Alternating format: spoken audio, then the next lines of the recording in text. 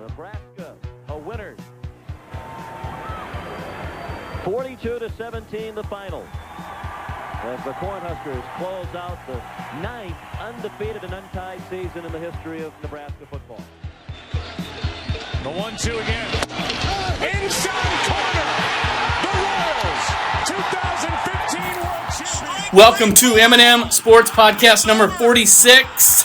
Today, we're going to talk a little NFL, a little Husker football. And Brian, the Royals just had a big win today. Yep, they're still playing baseball. They won 1-0 in 10 innings today. Yeah, I know the Royals have done a better job since the All-Star break, Eric, scoring runs. But today, that wasn't the case. 1-0 game. We talked before we came on. They used damn near every arm in their arsenal.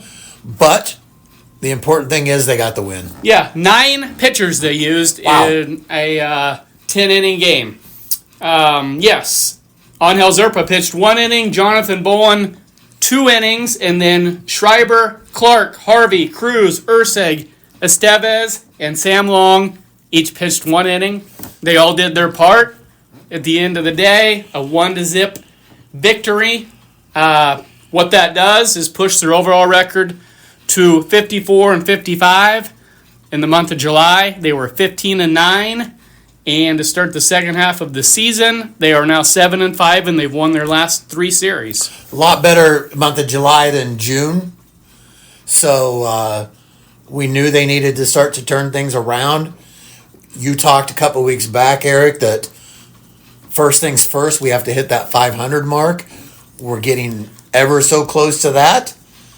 Now they concentrate on taking that next step. Right, and I should have mentioned the captain, Salvador Perez, had the walk-off single in the 10th inning to finish that baby off and put that single run on the board that was enough to get the job done today. Yeah, Salvy's really come on strong here the last few weeks. I know we were hard on him a while back, and he's really, he's found his groove. Looking youthful again. Yeah, I'm loving it. No, it's been fun to see him heat up.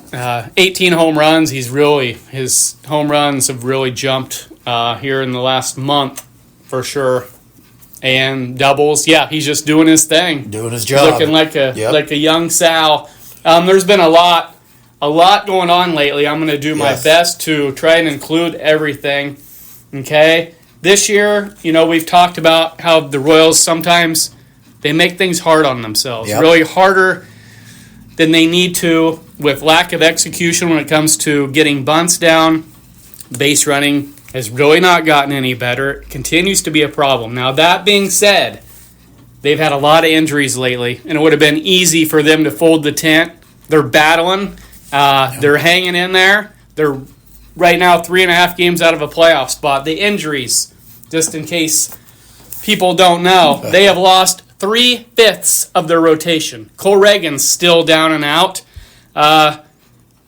Going to be back, hopefully, maybe end of August. That stuff's hard to project, especially with anything to do with the shoulder. Rotator cuff strain is what he is dealing with. I won't be surprised if he ends up not throwing again this season. Right, and Chris Bubich, same problem. Rotator cuff strain. He is out for the year because his injury has happened late enough in the season. They don't view it as realistic as far as him getting back, and I think that's a smart move. Yeah, I agree. Michael Lorenzen, I think he is going to be back here shortly. Oblique injury he's dealing with, but right there, that is 3/5 of the rotation, Unreal. Which is unbelievable. Yes, it is. And then you have Daniel Lynch, who'd been pretty steady out of the pen, has also had a setback. He's pitching in Omaha right now, so trending in the right direction. And then you throw in guys in Omaha that were expected to help them at some point this year. That would be Kyle Wright, who you heard us talk about, who had a huge season with the Atlanta Braves just a few years ago.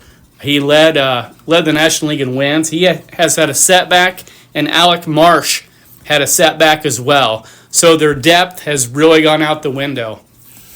We talked about and I'm probably getting ahead of myself here, Eric, but would they be buyers or sellers come the trade deadline? And these injuries kind of force their hand in one respect. Right. With Seth Lugo. Sure. Seth Lugo, as Brian mentioned, they they were in a spot where, as far as my opinion, I thought I'd be fine if they did trade him. I could understand that. But if you don't trade him, let's go ahead and lock him up now. Yeah. And that's exactly what they did. So you got to give credit to J.J. Piccolo and, more importantly, the ownership, John Sherman and the ownership group, for getting this done. 2 years for $46 million in baseball terms in this day and age. I view that as a pretty good deal based on what Lugo has given them since he became a Royal. Yeah, because his previous contract, he had an opt-out at the end of this season. So even if the Royals were going to trade him, he might not be as valuable due to that reason. Due to that and the fact he's 35 years old as well. Yep. So the fact that they hung on to him, yes, I was good either way. Mm-hmm. But with the other injuries that have occurred in their rotation, I think it was wise. And I think it's a good deal. I do. I think his family and him like it in Kansas City, which is important. He wanted to stay. So let's give him a reason to stay. Yeah, when you have guys like him and Michael Wacha wanting to stay a part of the Royals organization, that's good. That's going to make more players want to come and play for the Royals. It should, for sure. And it builds good team rapport as well. Listening to an interview with Vinny Pasquantino before the game today, he threw out the fact that small markets a lot of times they don't roll this way. No. They don't sign a guy to for $46 million, and he credited the Royals ownership group for making that move. Yeah, it's good. He was appreciative of what they did. And that's what I was just going to say. He should be appreciative because it gives him a chance to be on a winning team. Yeah. He's young, and we know with the Royals in years past, it's just their history. We have small windows. That's right. We don't have long 7-8 year windows. We have 2 to 3 year windows. And I would argue that this is maybe the first year of that window. Right. Last year, yes, we made the playoffs, but I'm not going to say that was year one. I think this is year one. And we have the next 2 to 3 years to really make a move. And by signing someone like Lugo and giving your team, you give them a reason to work a little harder, I think this is going to pay off in the long run. I agree. I mean, you want to take advantage of every opportunity that presents itself. Yeah, for sure. If you're in the mix, I mean, your fans appreciate that, and they're going to become even more loyal fans when you keep a team intact and try to stay in the race. The only way you were dealing him anyway was to get some pretty good return with probably some longer term control. Sure. So if that wasn't in the cards, then this is an even better deal. I agree. Since the All-Star break, the guys, they've been more fun to watch. Now, today I know they scored 1, but let me run through this real quick. 7, 1, 7, 12, 0, 8, 5, 4, 4, 7, 9, and 1 today. Those would be the runs they've scored since the break. So, let me do some quick math here.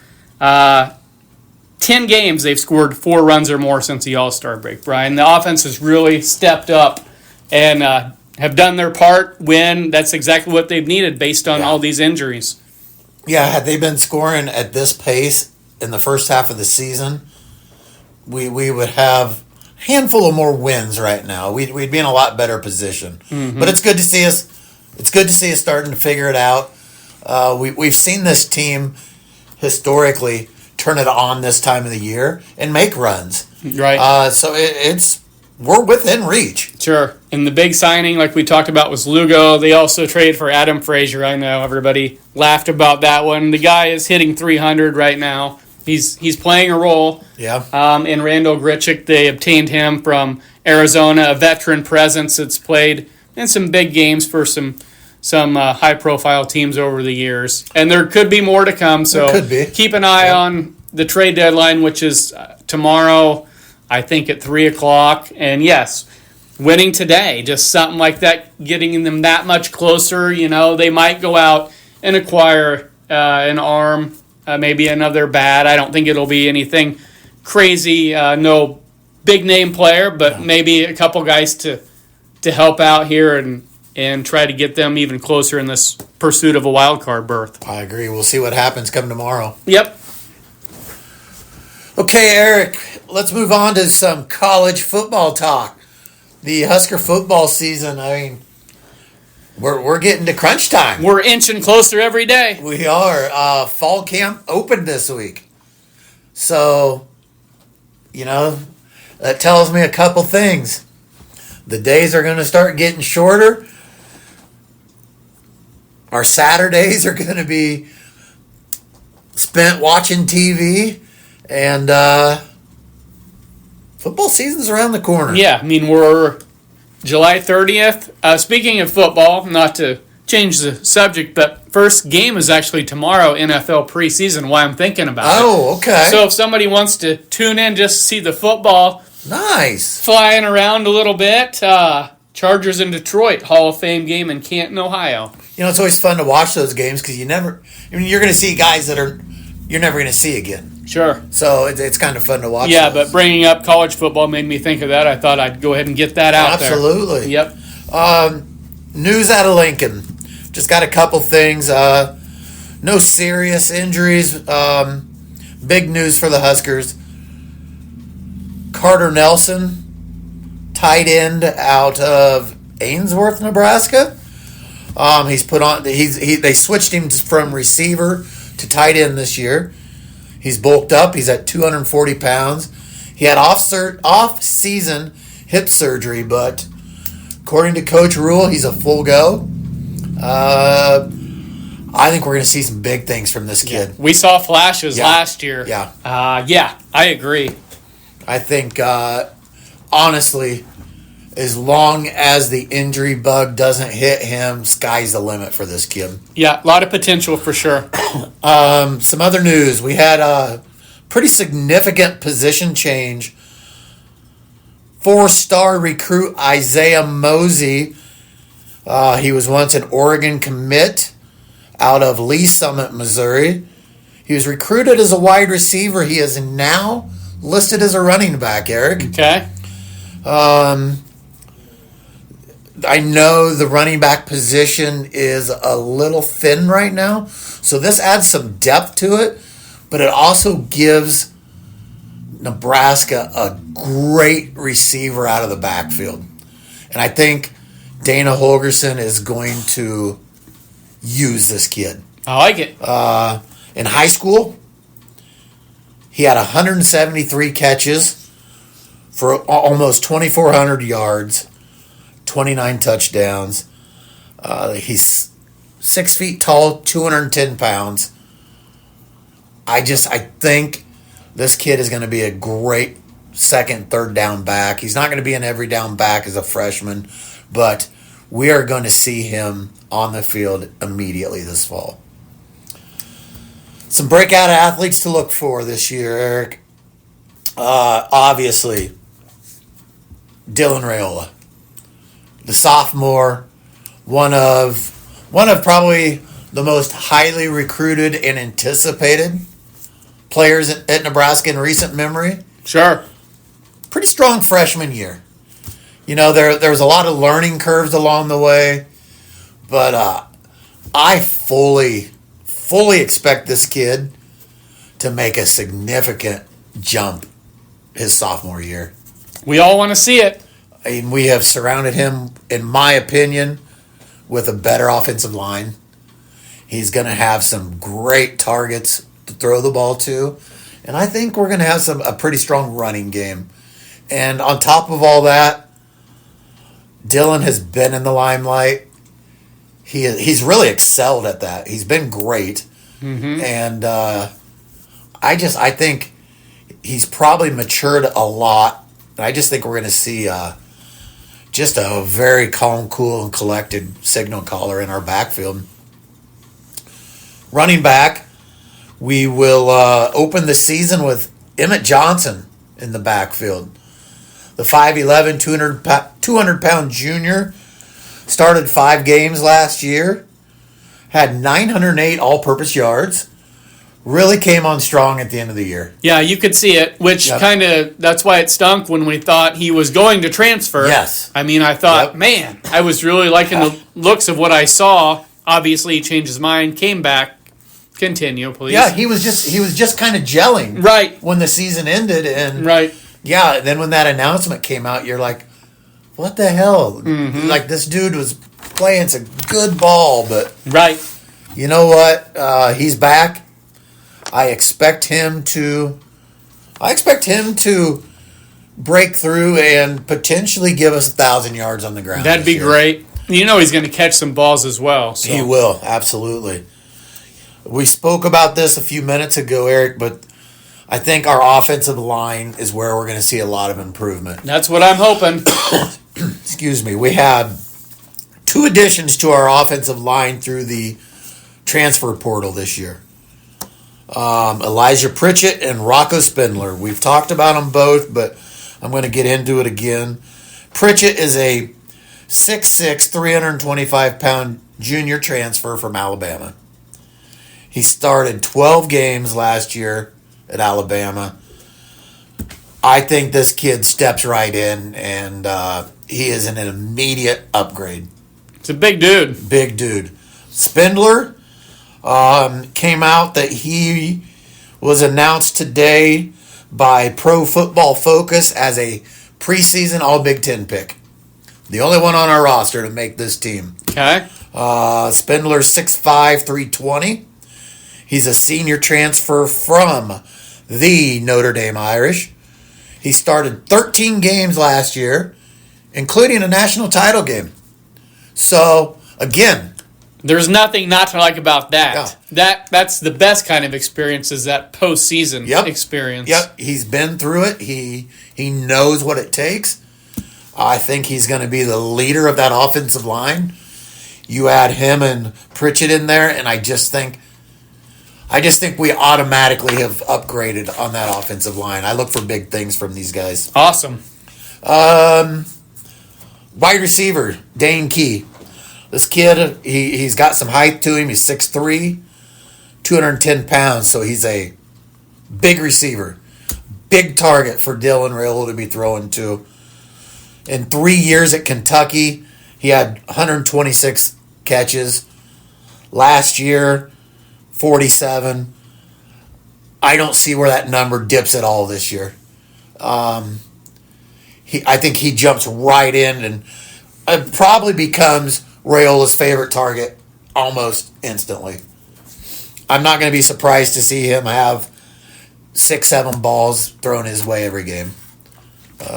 What he does with it from there, we'll see. But I think he's on my list of players to watch. Give him plenty of opportunities. Yeah.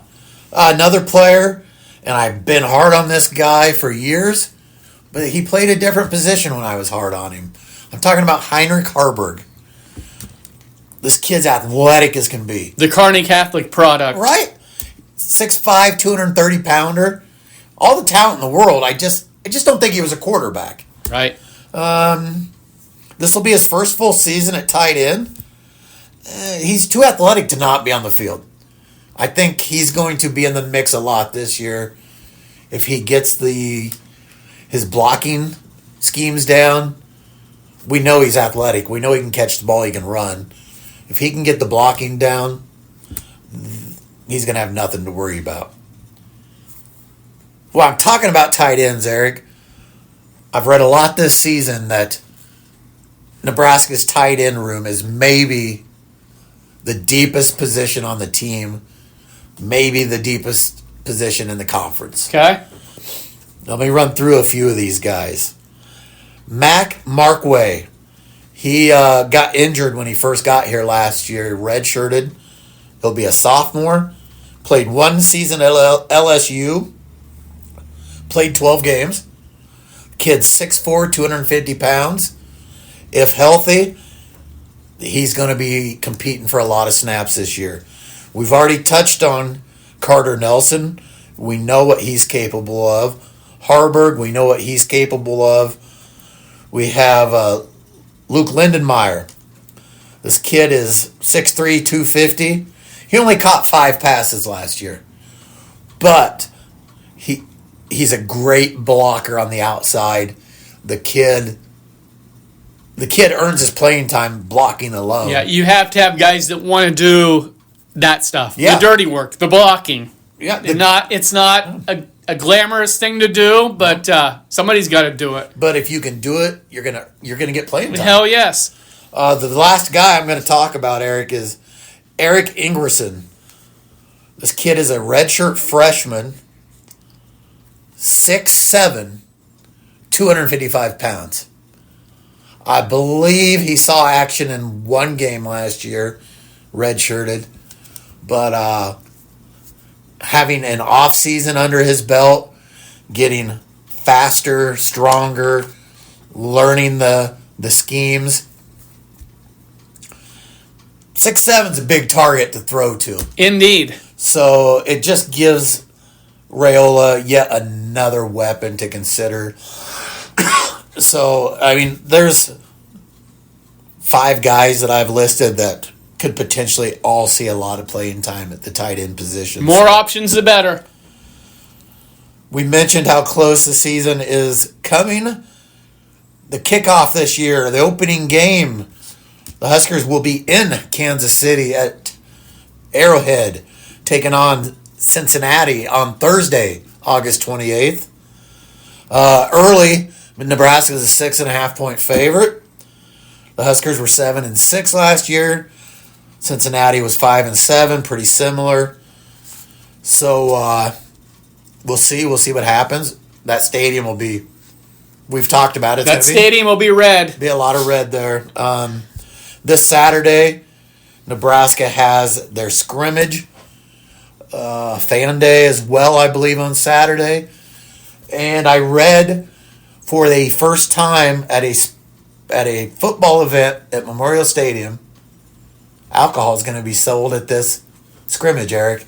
Thoughts? Interesting. It does. This has been a debate for years. Is it good? Is it bad? Go ahead. To me, fans are going to drink. Right. It's like anything else. If a person doesn't overindulge or abuse that privilege, it can be a good thing. I wouldn't be opposed to having a beer or two. Right. I could see that. But just keep an eye on the people. Sure. But it's no different than the people that have been sneaking bottles in for years and years and years. Like I said, it's like anything else. When opportunity is there, respect what's going on, respect other fans. And, yes. Don't overindulge. Have fun. Yep. Don't go overboard. Don't cross the line. And every time they sell beer, the university makes a little bit of money. Exactly. So it can be a win-win if everybody does their part. Nebraska fans, they're a class act. Just play it that way. Just continue. So we'll probably have a lot more to talk about next week. Hopefully, we get through this first week of fall camp without any significant injuries. Yeah, that's where we're at now. They did break out the new practice surface. Okay. We're on grass fields now for practice. They said it's essentially like playing on tee boxes at Augusta National. They said it's just amazing. So hopefully that limits some knee injuries. Sure. Coach Rule and staff, they did this to look out for their athletes. So hopefully we motor through, keep getting better, and we'll see where we're at here in a couple weeks. Sounds great. Okay, Brian, we're getting close enough to the NFL season that I'm going to try to dissect and break down a couple of divisions today. How's that sound? I'm excited. We threw out our power rankings on the last podcast today. We're going to tackle the NFC East and NFC Central I've got on the list. Okay. We'll maybe hit on a division or two each podcast as we get closer to the season. Perfect. Starting. Okay, NFC East. I've got a good stat for you. I'm going to roll out right away. When do you think the year of the last NFC East team to repeat as division champion? Quick trivia question. Oh, for my you. gosh. Wow. Meaning, obviously, just one of those four teams that have won it in back-to-back seasons. I'm gonna say early 2000s. Okay. You nailed it. That would have been, you got to go way back to Andy Reid and the Philadelphia Eagles. Okay. Last time it happened was 2003, 2004. Okay. Which, that's a long time for a division repeat. How many times have the Chiefs won in a row? A bunch. I was leaning towards like 05, 06. Right, but yeah. no, that's a longer drought Wow. than most. That's Oh, why yeah. it was brought up as a very unique stat. That is crazy. And actually, Philly back then, they did a four-peat. Okay. They went 2001, 2, 3, and 4. Okay. But technically, if you're just looking at that back-to-back, it was 03, 04 was the last time an Wow. NFC East team did it. And that's what Philly is looking to do this year, is repeat as a division champ. And I'm sure, yes, obviously they want to do that and get back to the Super Bowl, sure, of course. sure. But to win a division obviously will help their cause. The bad news for them, they had some key departures in the secondary. They lost Darius Slay. He went to the Steelers. Isaiah Rodgers went to the Vikings. C.J. Gardner-Johnson went to Houston. Those are three big losses. They drafted a couple dudes to try and help them out in that department. And Reed Blankenship is going to try and fill a void. But yeah, they've got a few voids to fill there. That'll make things more challenging for the Eagles. And this is the other thing that's going to make it more challenging. Listen to this road slate that they have, Brian. And this goes beyond just, the normal division games that you play on the road. This is out of division road games that they have. At Kansas City, at Minnesota, at Green Bay, at the Chargers, and at Buffalo. Wow. And then you include, obviously, you go to Washington, which will be a pretty good challenge. Sure. At Dallas and at the Giants, maybe not as much. But yes, at Chiefs, at Vikings, at Green Bay, at Chargers, and at Buffalo. That is a tough... That's a tough road 5-game slate. Yeah. road slate right there. Yes, I mean, it that is. really caught my eye when I was breaking down these schedules. The guys, the schedulers did not do them any favors. Right. What they do have in their favor, we've talked about. They've got the nucleus of Jalen Hurts, Barkley, a couple of stud receivers coming back to try and help their cause and try to help them repeat as division champs. And center Cam Jurgens, Yes. he kind of anchors that line of scrimmage. Kid from the Beatrice area, so the Eagles are going to be tough again, Right. for sure. Anyway, when I broke down the schedule, I'm not going to go game by game. I'm just going to give you what I have. I've got them going. They were 14-3 last year, and I've got them going 10-7 this year. Taking a step back. Yep, based mostly on that tough road slate. And everybody's going to be laying for them as Super Bowl champs. We know how that works.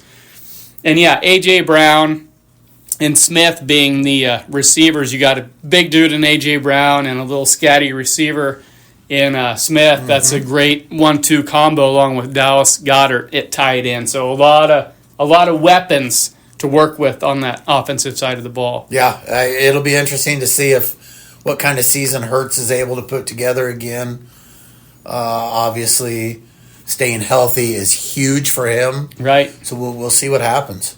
And then you've got the toughest challenger in most people's estimation. That would be Washington this year, coming off a breakthrough 12-5 season.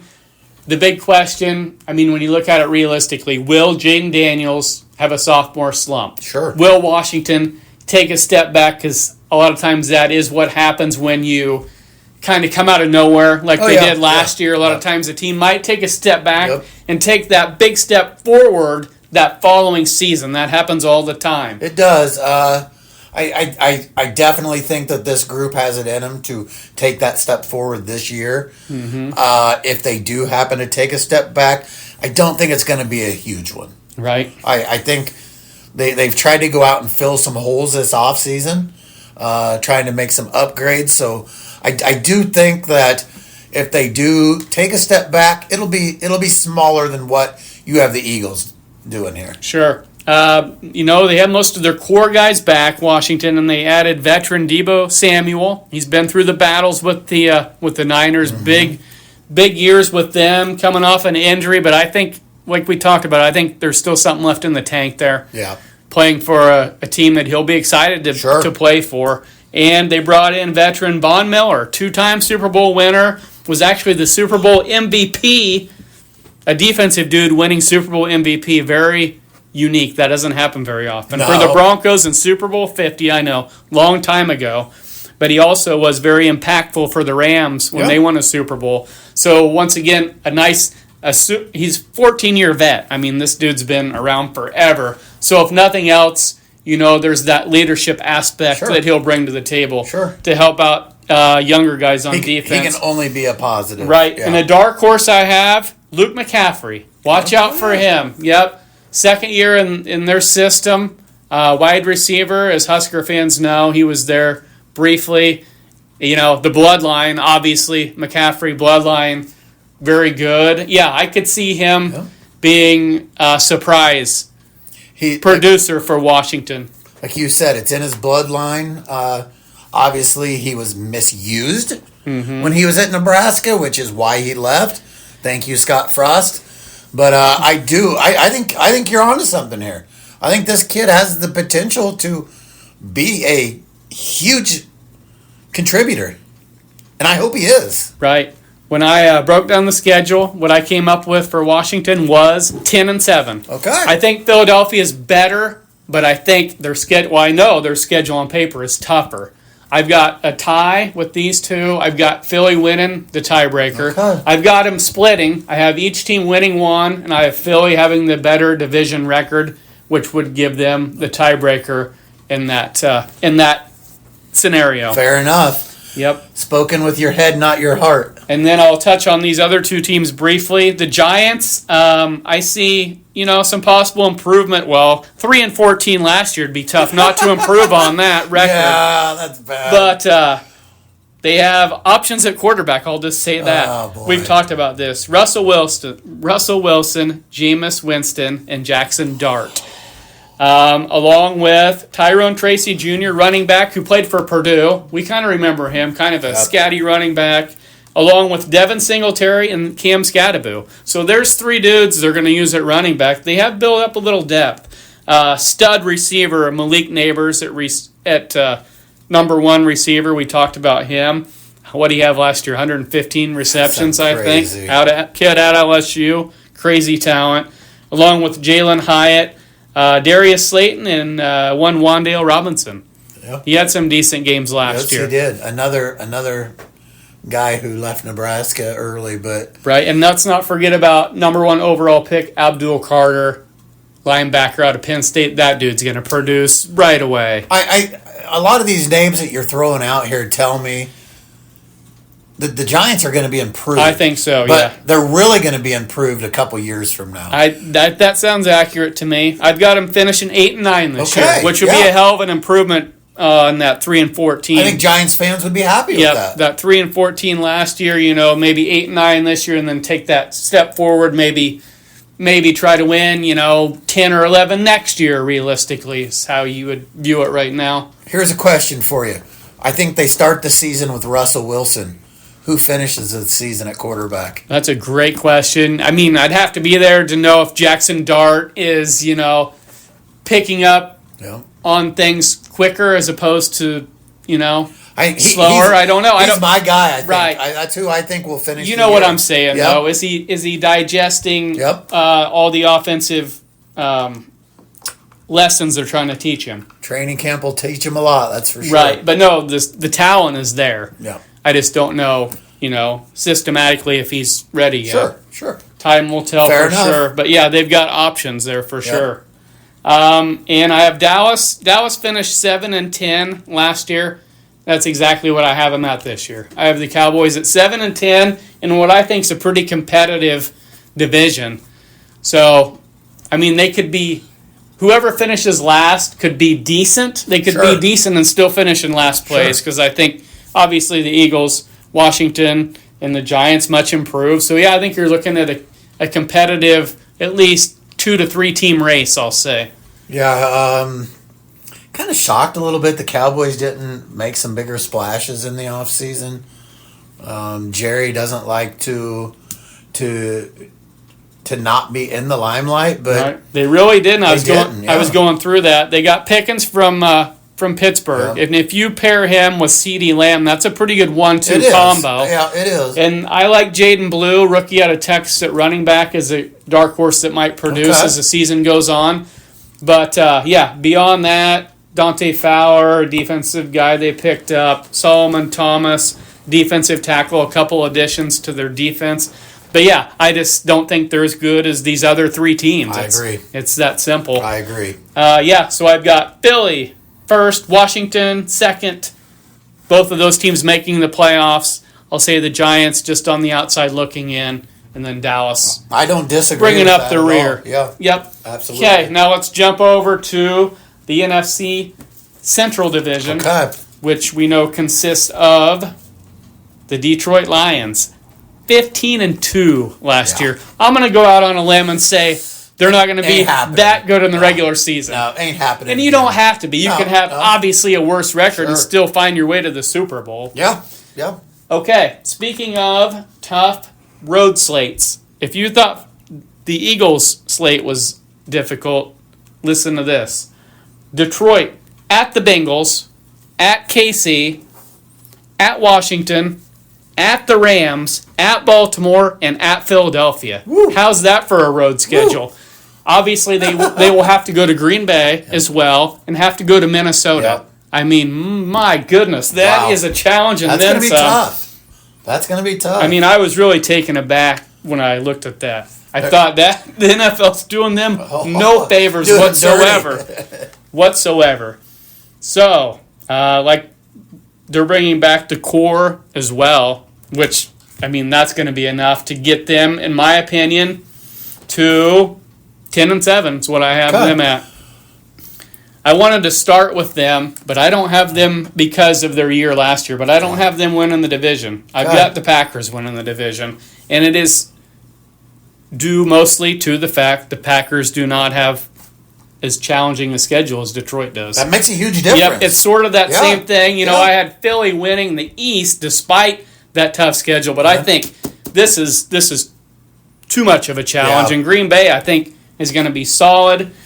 Packers went 11 and 6 last year, I believe.